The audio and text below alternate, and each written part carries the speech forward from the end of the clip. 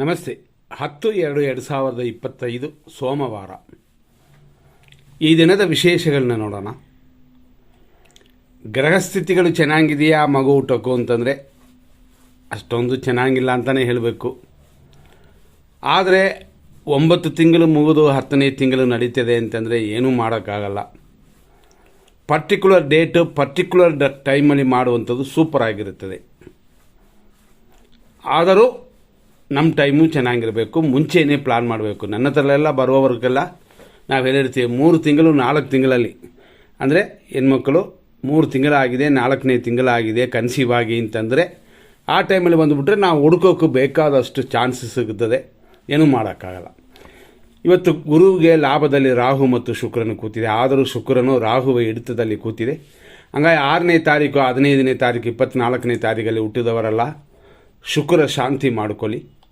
ಅದೇ ಸಮಯದಲ್ಲಿ ಇವತ್ತು 5, 14, 23ನೇ ತಾರೀಕಲ್ಲಿ ಹುಟ್ಟಿದವರು ಕೂಡ ಬುಧ ಗ್ರಹ ಶಾಂತಿ ಮಾಡಿಕೊಳ್ಳಿ. ಯಾಕೆಂದರೆ ಬುಧ ಅಸ್ತ ಆಗಿದೆ.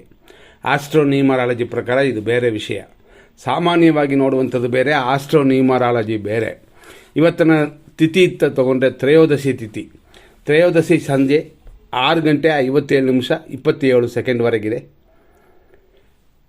ಪುನರ್ವಸು ನಕ್ಷತ್ರ ಇವತ್ತು ಬೆಳಗ್ಗೆಯಿಂದ ರಾತ್ರಿ ಸಂಜೆ 6:34 ಅಂದರೆ 6 ಗಂಟೆವರೆಗೆ ಇದೆ ಅಂತ.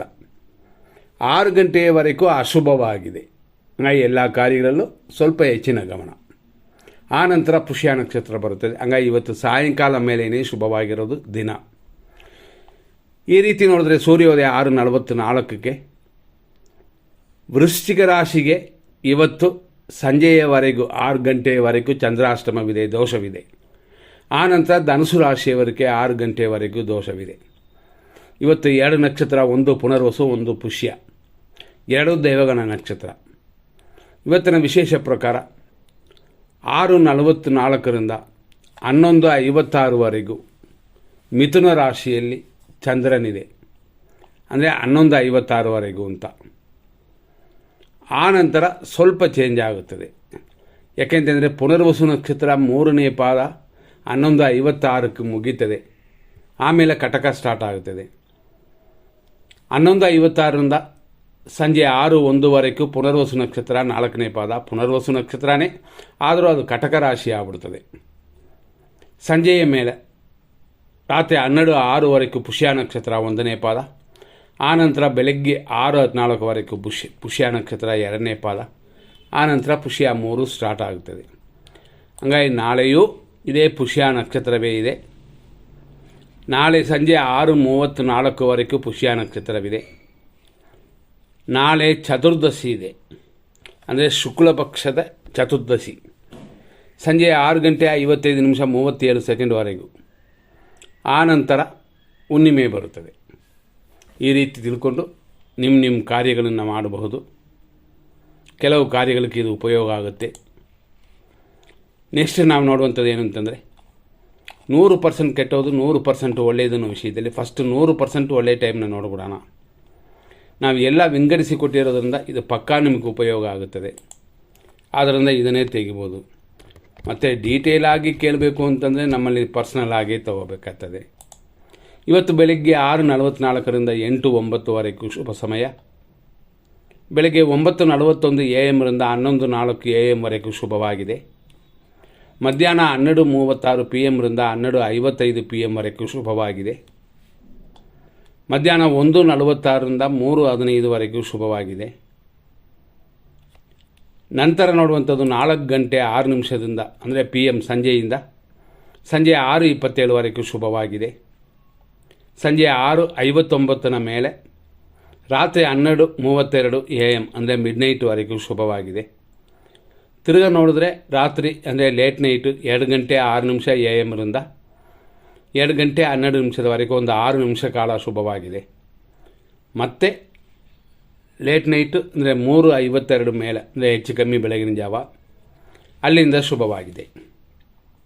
ಈ ಶುಭ ಸಮಯಗಳಲ್ಲಿ ನಾವು ಫಸ್ಟ್ ಹೇಳಿದಂತೆ ಒಂದು ನಕ್ಷತ್ರ, ಅಂದರೆ ಒಂದು ನಕ್ಷತ್ರ ಅಂತಂದರೆ ನಾವು ಹೇಳಿದ್ವಿ ಇವತ್ತು 2 ನಕ್ಷತ್ರವಿದೆ. ಅಂದರೆ ಪುನರ್ವಸು ನಕ್ಷತ್ರ ಸಂಜೆ 6 ಗಂಟೆವರೆಗೆ ಇದೆ ಅಂತ.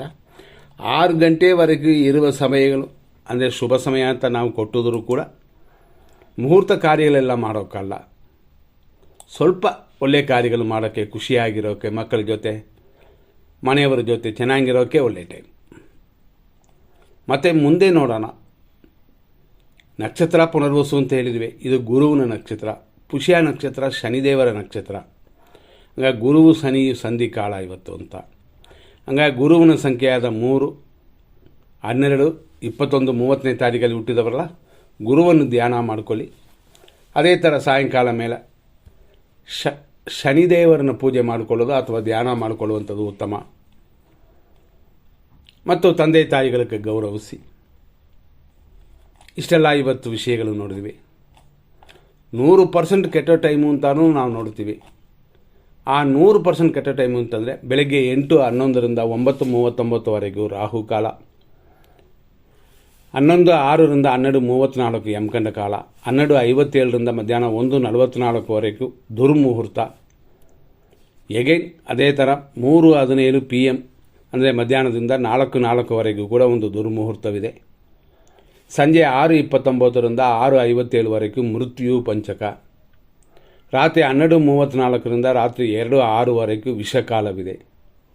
ಅದೇ ಥರ ರಾತ್ರಿ 2:12 ಮೇಲೆ 3:50 ನಕ್ಷತ್ರ ವಿಷಕಟಿಕ ಕಾಲ. ಇದೆಲ್ಲ ಅಪಾಯ ಕಾಲಗಳು ಅಂತ.